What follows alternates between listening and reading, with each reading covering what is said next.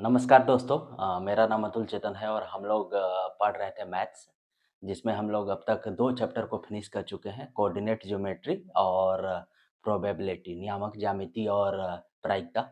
उसका वीडियो पड़ा हुआ है, आप लोग जाकर देख सकते हैं। और आज से एक नया चैप्टर शुरू करने जा रहे हैं जिसका नाम है समांतर श्रेणी या अरिथमेटिक प्रोग्रेशन। देखिए, बहुत सारा पैटर्न आप देखे होंगे। जैसे हम एक एग्जांपल देते हैं।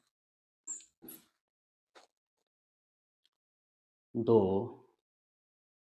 4, 8, 16, 32, 64। एक पैटर्न कुछ ये पैटर्न फॉलो कर रहा है, ठीक है ना।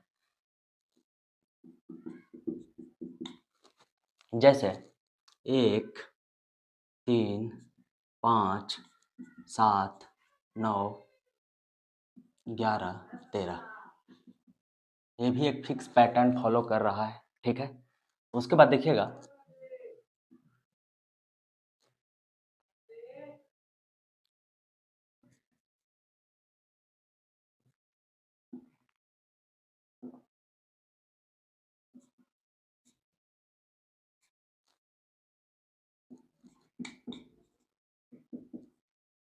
ये भी एक पैटर्न फॉलो कर रहा है। जैसे हम एक एग्जांपल देते हैं, बहुत ध्यान से सुनिएगा। जैसे किसी आदमी का सैलरी है, वो आदमी काम करना शुरू करता है। फर्स्ट मंथ में उसका जो सैलरी है वो मिलता है 30,000 रुपये। कितना मिलता है? 30,000 रुपये, ठीक। उसके बाद अगला मंथ में मीन्स ये है कि हर एक 6 मंथ्स में जो उसका इंक्रीमेंट है, मतलब कि उसका जो सैलरी है वो इंक्रीज हो जाएगा, कितना से बढ़ जाएगा, वो है 2,000 रुपये, ठीक। तो ध्यान दीजिएगा, 30,000 रुपये है, 6 महीना के बाद उसका सैलरी कितना हो जाएगा? 2,000 से बढ़ जाएगा तो कितना हो जाएगा? 32,000। फिर 6 महीना के बाद उसका सैलरी कितना हो जाएगा? 34,000। फिर 6 महीना के बाद उसका सैलरी कितना हो जाएगा? 36,000। Here again, after 6 months, his salary will be increased by again 2,000. That means it will become 38,000. Like that. So this is also following one fixed pattern. ठीक है, जितना भी सवाल है सब में कोई ना कोई पैटर्न है। जैसे हम पहला सवाल लिखे थे, अगर पहला सवाल में आप गौर कीजिएगा तो जो पैटर्न फॉलो कर रहा है, यहाँ देखिएगा ध्यान से। पहले 2 था, उसके बाद क्या लिखा हुआ है? 2 के पावर 2 लिखा हुआ है। उसके बाद क्या लिखा हुआ है? 2 के पावर 3। उसके बाद क्या लिखा हुआ है? 2 के पावर 4। ठीक, यहाँ लिखा हुआ है ना 2, फिर 2 के पावर 2, 2 के पावर 3, 2 के पावर 4, 2 के पावर 5, फिर क्या लिखा हुआ है? 2 के पावर 6। ठीक, 2 के पावर 2 का मतलब क्या है? 2 को 2 बार गुना करना। 2 के पावर 3 का मतलब क्या है? 2 को 3 बार गुना करना। इस तरह से सो ऑन। यहाँ एक फिक्स पैटर्न है और ये जो पैटर्न है किसका है? 2 के स्क्वायर का है, ठीक है ना। स्क्वायर ऑफ 2, 2 के वर्ग का है। 2 के, ठीक, नॉट 2 के स्क्वायर, हर एक मतलब कि 2 से मल्टीप्लाई कर रहे हैं, ठीक है ना। यहाँ 2 है, मल्टीप्लाई बाई 2, यहाँ फिर again multiply by 2, again multiply by 2, again multiply by 2, मतलब 2 से गुना कर रहे हैं। स्क्वायर का पैटर्न नहीं है, ठीक। समझ में आ रहा है ना। उसके बाद ध्यान से देखिएगा, यहाँ पे जो पैटर्न है 1 के बाद 3 आ रहा है, 3 के बाद 5 आ रहा है, 5 के बाद 7 आ रहा है। ये देखिएगा अगर गौर से तो ये विषम संख्या है, ठीक है ना। तो ये कह सकते हैं कि विषम संख्या का पैटर्न है, ठीक है। जैसे 1 से 3 हो रहा है, ठीक है, फिर 3 से 5, 5 से 7, 7 से 9। इसमें अगर आप गौर कीजिएगा, ये जो पैटर्न है 1/2 से 3/2, अगर आप 1/2 में 1 जोड़िएगा, 1/2 में 1 जोड़िएगा तो कितना हो जाएगा? 3/2 हो जाएगा। 1/2 में 1 जोड़िएगा तो कितना हो जाएगा? 3/2। कैसे होगा? 2 में 1 से गुना करिएगा 2 होगा, 2 प्लस 1 3/2। फिर से 3/2 में 1 जोड़िए, ठीक। 2 गुने 1 2, 2 प्लस 3 5, 5/2। फिर 5/2 में 1 जोड़िए, कितना हो जाएगा? 2 गुने 1 2, 2 plus 5 7, 7/2। Again, it's following fixed pattern. What I am saying? In first question, there is one fixed pattern. When you multiplying 2 by 2, you will get 4. Again, you multiply 4 into 2, you will get 8. Again, if you multiply 8 into 2, you will get 16. मतलब 2 में 2 से गुना करेंगे 4, 4 में 2 से गुना करेंगे 8, 8 में 2 से गुना करेंगे 16, 16 में से 32। ठीक है, तो ये जो स्क्वायर का पैटर्न नहीं था उसमें गलती से बोल दिए थे, ठीक। तो ये किसका पैटर्न है? 2 से गुना करने का, ठीक। और यहाँ है ये विषम संख्या का, और यहाँ विषम संख्या में कितना का अंतर है? 2 का अंतर है। ठीक, यहाँ भी 2 का अंतर है, यहाँ भी 2 का अंतर है, यहाँ भी 2 का अंतर है, यहाँ भी 2 का अंतर है, यहाँ भी 2 का अंतर है।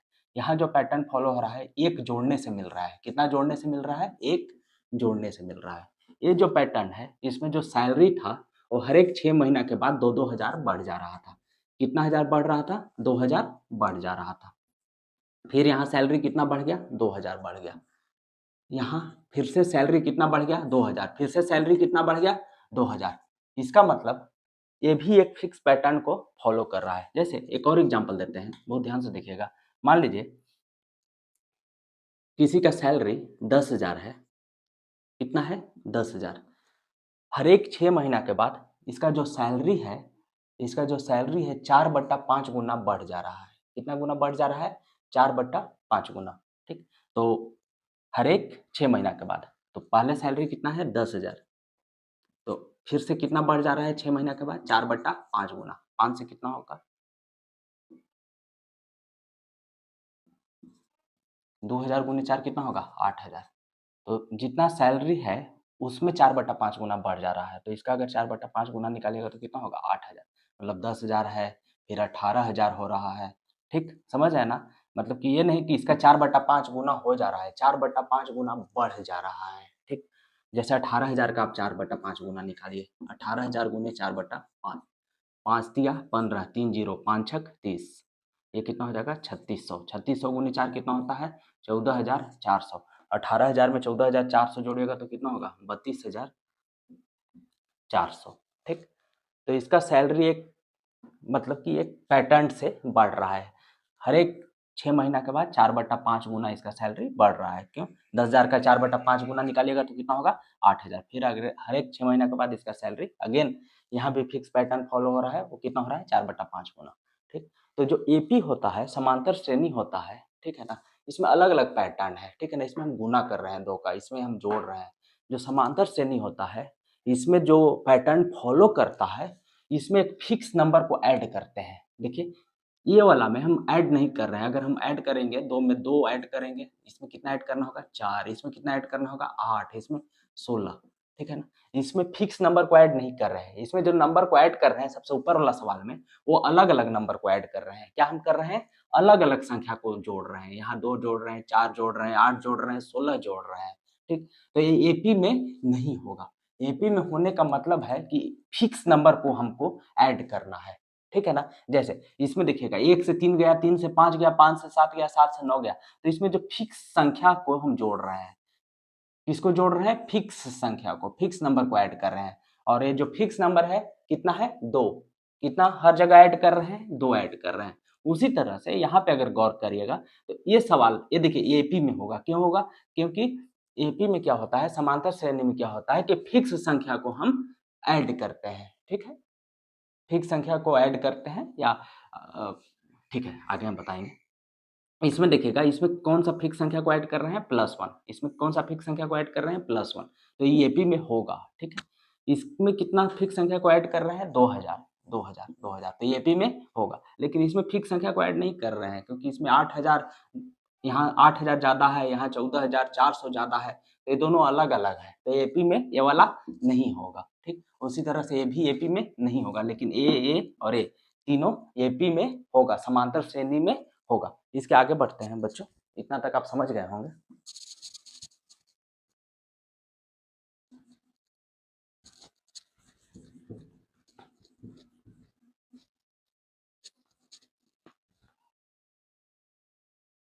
जैसे एक सवाल है 4 4 4 4 4, इस तरह का पैटर्न है। ठीक, इसमें क्या है, 4 में हम कितना जोड़ेंगे कि 4 आएगा? 0। फिर 4 में कितना जोड़ेंगे? 0।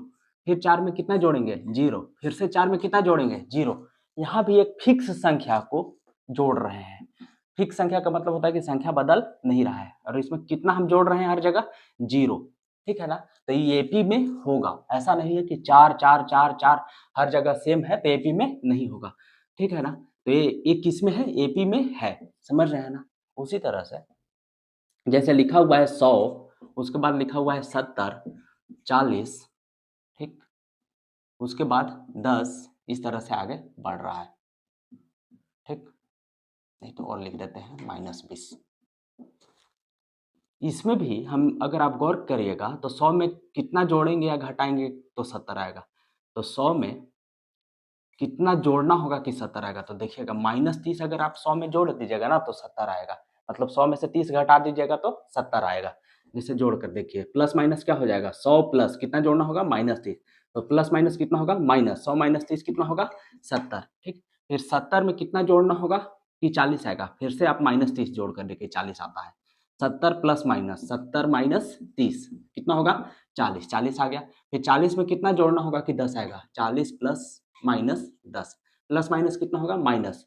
ठीक, तो 40 माइनस 10 नहीं, यहाँ पे 30, कितना जोड़ना होगा, -30। 40 में कितना जोड़ना होगा, -30, प्लस माइनस कितना होता है, माइनस। 40 माइनस 30 तो कितना हो जाएगा, 10। तो देख रहे हैं ना, हर एक जगह कितना जोड़ना पड़ रहा है, -30। तो 100 से कितना हो गया, 70। फिर हम -30 जोड़े, कितना हुआ, 40। ठीक, फिर से हम -30 जोड़े, कितना हुआ, 10। फिर से 10 में हम -30 जोड़िए। ठीक, तो कितना होगा, प्लस माइनस माइनस, 10 माइनस 30 कितना होता है, -20। तो ये एक फिक्स पैटर्न को फॉलो कर रहा है और हर एक जगह जो हम नंबर जोड़ रहे हैं वो कितना जोड़ रहे हैं, -30। कितना जोड़ रहे हैं, -30। तो ये जो संख्या लिखा हुआ है 10, 100, 70, 40, 10, -20, एक इसमें लिखा हुआ है, एपी में लिखा हुआ है, समांतर श्रेणी में लिखा हुआ है। जैसे एक और एग्जाम्पल बनाइएगा, ध्यान से सुनिएगा, बहुत इंपॉर्टेंट है।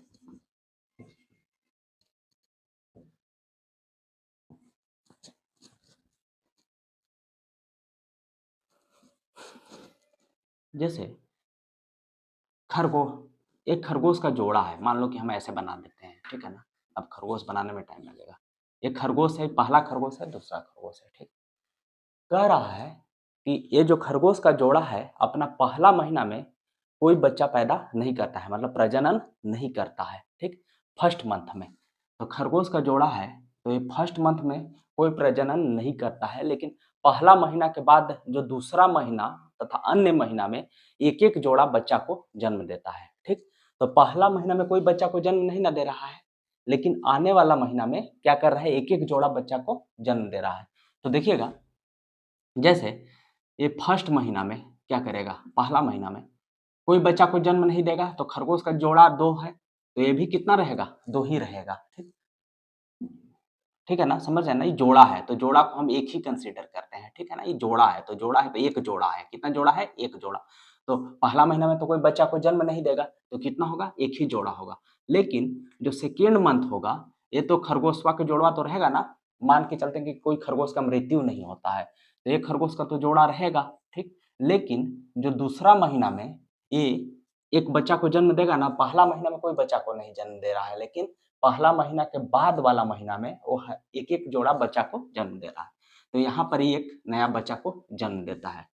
ठीक है ना, शुरुआत में था खरगोश का जोड़ा, पहला महीना में कोई बच्चा को जन्म नहीं दिया। ठीक, तो ये जितना था एक जोड़ा था, तो एक ही जोड़ा रह गया। ठीक, उसके बाद दूसरा महीना में क्या किया कि ये एक जोड़ा बच्चा को जन्म देता है, लेकिन ये वाला तो रहेगा ना, ये तो मारेंगे नहीं ना, जो जन्म दिए हैं, ये जस के तस रहा। ठीक है, कोई दिक्कत नहीं।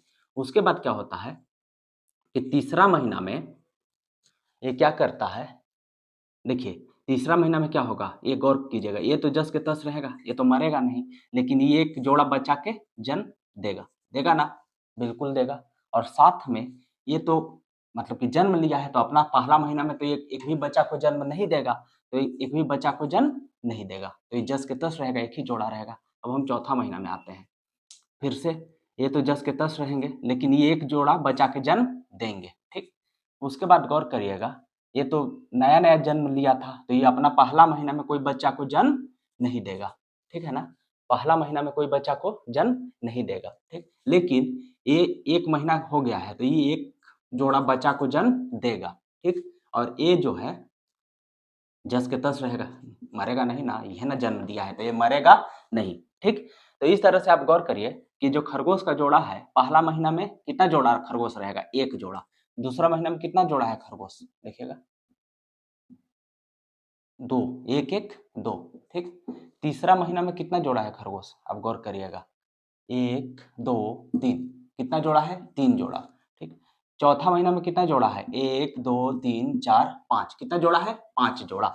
तो इसका पैटर्न किस तरह से फॉलो कर रहा है, पहला महीना में 1 जोड़ा है, दूसरा महीना में कितना जोड़ा है, 2 जोड़ा है, तीसरा महीना में कितना जोड़ा है, 3 जोड़ा है, चौथा महीना में कितना जोड़ा है, 5। तो आपको बताना है कि ये समांतर श्रेणी में होगा कि नहीं। तो इसका देखिए पैटर्न, 1 में 1 जोड़ेंगे तो 2 आएगा, 2 में 1 जोड़ेंगे तो 3 आएगा, 3 में 2 जोड़ेंगे तो 5 आएगा। अगर ये समांतर श्रेणी में होता तो ये जो जोड़कर जो आ रहा था, मतलब कि पैटर्न फिक्स पैटर्न फॉलो करना चाहिए, मतलब कि समान यहाँ पे जोड़ने पर सेम संख्या बाद में आना चाहिए, मतलब बाद वाला जो संख्या आना चाहिए वो समान संख्या जोड़ने पे आना चाहिए। लेकिन देखिए यहाँ पे 1 जोड़ रहे हैं, कोई दिक्कत नहीं, यहाँ भी 1 जोड़ रहे हैं, लेकिन यहाँ पे हम कितना जोड़ रहे हैं, 2 जोड़ने पे 5 आ रहा है, ठीक है ना। अगर ये भी 1 रहता, मतलब 3 की जगह 4 रहता तो ये समांतर श्रेणी में होता, लेकिन ये समांतर श्रेणी में नहीं है। जैसे ऐसे लिखा हुआ है 2, 6, 8, 11, 17। अब ये समांतर श्रेणी में है कि नहीं, 2 में कितना जोड़ेंगे, 4, ठीक, 6 में 2, देखिए अलग अलग आने लगा ना, लेकिन समांतर श्रेणी में फिक्स संख्या को जोड़ते हैं,